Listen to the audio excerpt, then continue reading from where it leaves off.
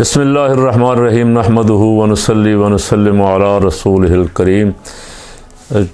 जुल्फ़कार अली भुट्टो का केस दोबारा जरदारी साहब ने सदारती, जब वो सदर थे 2013 में, तो उन्होंने अपील की हुई थी सुप्रीम कोर्ट में कि भुट्टो के केस का फ़ैसला जो हुआ था वो दुरुस्त नहीं था, उन्हें उनका हक़ नहीं मिला, उनका फ़ैसला दोबारा से उसे रीराइट किया जाए। तो दोबारा फ़ैसला काजी फ़ायज़ ईसा साहब चूँकि फ़ारुक बैठे हुए हैं, एक उनके साथ जज साहब होते हैं, एक मुसर्रत एलाली साहब, दो तीन जज मिल के वो जो चाहते हैं फ़ैसले मर्ज़ी के करते हैं, मर्ज़ी का बेंच बनाते हैं, मर्ज़ी का काम करते हैं।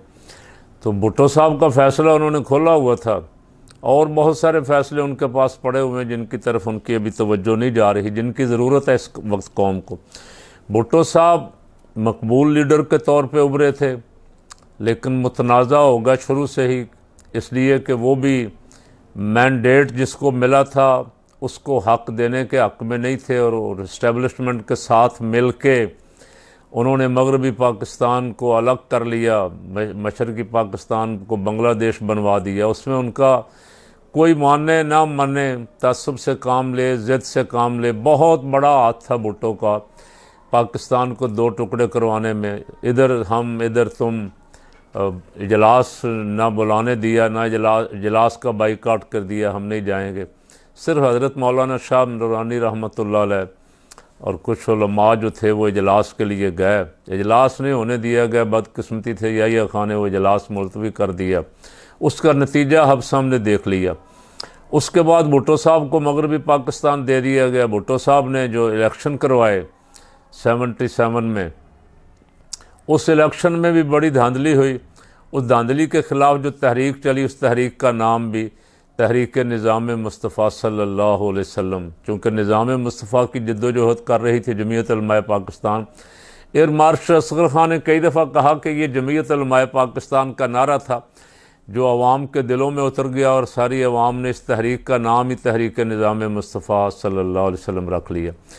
नतीजा ये हुआ कि मुज़ाकरात हुए भुट्टो के साथ कौमी इत्तेहाद के, और मुज़ाकरात के नतीजे में जब मामला तय हो गए तो उस रात मार्शल आ गया।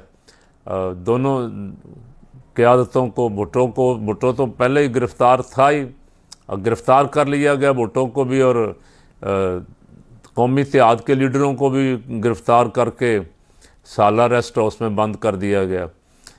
तो उस वक्त फिर भुट्टो को रास्ते से हटाने के लिए मनसूबाबंदी की गई, सर जोड़ के बैठे लोग। तो एक कत्ल जो अहमद रज़ा कसूरी के वालिद का कत्ल था वो भुट्टो साहब पे डाल के उसका ट्रायल किया गया और उस पर उनको सज़ा सुना दी गई। चीफ़ जस्टिस सुप्रीम कोर्ट तक गई, सुप्रीम कोर्ट ने सज़ा बहाल रखी और उन्हें फांसी दे दी गई। इस दौरान बहुत सारी चीज़ें हुई। एक तो अमेरिका नाराज़ हो गया था भुट्टो से, भुट्टो को अमेरिका ने कहा कि हम निशान इबरत बना देंगे। दूसरा, भुट्टो साहब से कौम ने फ़ैसला करवाया और ये भुट्टो का किरदार है, ये उसके खाते में रहेगा क़यामत तक, कि भुट्टो ने कादियानियों को काफिर करार देने के फ़ैसले पे जब दस्तखत किए तो भुट्टो साहब जानते थे कि कादियानी भी पावरफुल हैं, बड़े बड़े ओहदों पे फाइज हैं और बैरूनी दुनिया में तो इनका असर रसूख और ज़्यादा है, ये हमें चलने नहीं देंगे। जिस दिन उन्होंने उस पर साइन किए ख़त्म नबूवत की करारदाद पे, तो उस वक्त उन्होंने कहा कि मुझे पता है कि मैं अपने डेथ वारंट पे साइन कर रहा हूँ, मौत के परवाने पे दस्तखत कर रहा हूँ। तो भुट्टो साहब की मौत, आप अब दोनों कड़ियाँ मिला लें, अमेरिका भी नाराज़, कादियानी भी नाराज़, और दोनों तरफ से इधर इस्टेब्लिशमेंट भी नाराज़, और इस्टेब्लिशमेंट रास्ते से हटाना चाहती थी, इस्टेब्लिशमेंट ने उनके ख़िलाफ़ अदालत इस्तेमाल की।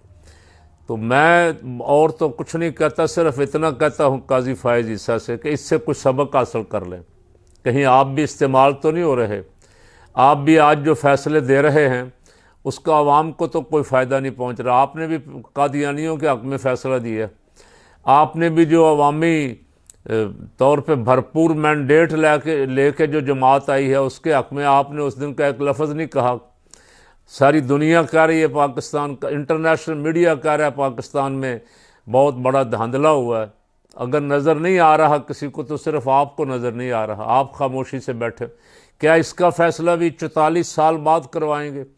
इमरान खान के 3 केस, एक दिन सज़ा एक केस में, एक दिन दूसरे केस में, एक दिन तीसरे केस में, 7-7 साल, 10 साल, 15 साल, 14 साल जुर्माने।